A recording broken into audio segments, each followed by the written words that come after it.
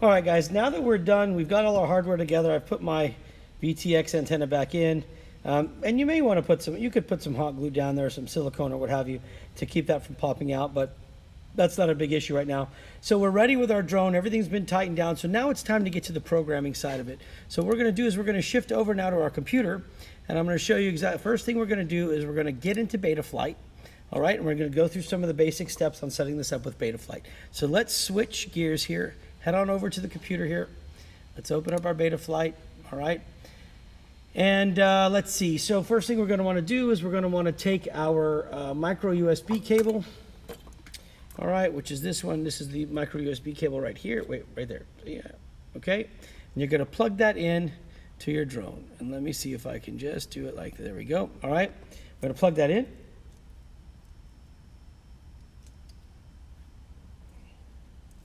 Here we go. You should hear it initialize. There it is.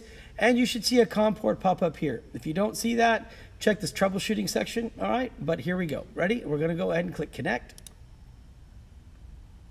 And as you may notice, obviously, here, I'll take that off. The connect is right behind the drone there. So I'm just going to leave that on our picture-in-picture. You wouldn't see it, but there you go. Okay, so let's get started. First thing we want to do is, you can do one of two things here. You can either take your drone and make sure that it's aimed away from you. That's how I like to do it. Is best to go ahead and set it up.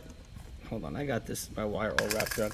Best go ahead to set the drone up away from you, pointing to where this is the back, and you're sitting, and it's pointing away from you straight forward.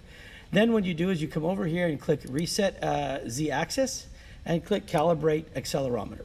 Now what that's doing is the accelerometer is basically telling it when it's level, okay? So you're calibrating, saying right here it's its level, and the Z-Axis telling it that it's basically sitting in front of you now, so that's north, or that's in front of you basically, okay?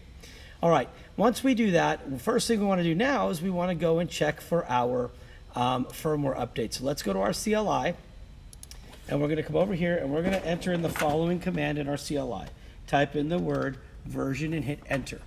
Okay, and what we can see here is that we are running an S405, but we don't have the right firmware loaded, and it says right here, there's no configuration found, board manufacturer is JHEM.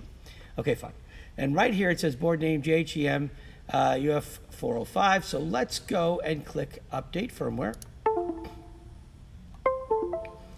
And if this part does not work for you, you need to update your STM bootloader drivers, and there's a section here on troubleshooting that. What you want to do here is you want to drop down this menu until you find JHE F405 right there. Click that. And then drop down until you find the newest firmware. In this case, it's 4.2.10. Click that. Make sure full chip erase is selected. Make sure no boot sequence is off. Make sure manual baud rate is off. And make sure that you do not have show unstable releases on. If you did like that, don't do that. Keep that off. Okay? When you're ready, click load firmware online. And then what you're going to see is this flash firmware button light up. Make sure to click that button, and here is where you will know if you have a driver issue or not.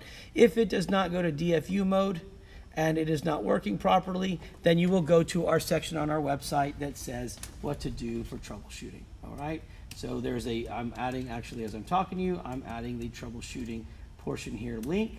So it will tell you if your FC does not go into DFU mode during flash. And if you click that, you will have instructions on how to fix it. And if you're not sure where to see that, let me show you. You will open this page up here. Let's go to our internet. While this is loading, I can show you this at least. And then from here, we will go to FPV Professor, fpvprofessor.com. And then from here, you will go to Drone Kits and Videos, and you will go to the DIY, because that's the one where you solder. And I just added, as we're speaking, I just added, let me get this to load here. Where is it? No, it's not loaded. Hold on 1 second. Let me go ahead and edit that. Let's go to navigation.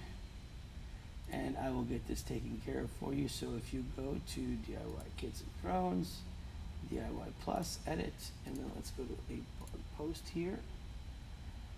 And I will apply this change and save it, and then we will refresh this page, and you will see here in just a second. So let me refresh, and let's see if it's ready yet. There it is. And then I just added this, if your FC does not go into DFU mode, plus I added where you can download some drivers and some other things. And as you'll see here in just a little bit, the videos that we're doing are populating as I do them, so you'll see that. All right, now, getting back to where we're at. Once you load your firmware, all right, you are at this point where it says programming successful. And once you get there, go ahead and click connect. It will ask you if you want to apply custom defaults. Click yes, click apply. There you go. It'll reboot one more time right there. And then once it does, go ahead and click connect again. And now look at this warning. It says problems. There's no motor output protocol selected. That's going to be done under the configuration tab. And it says something about getting the ESCs and caution with the motors and blah, blah, blah. So let's go ahead and click close. And again, I think my battery on my laptop is a little low there. But all right, so what we're going to do now is we're going to do the same thing again. Drone is facing away from you. Reset axis, calibrate accelerometer. Okay?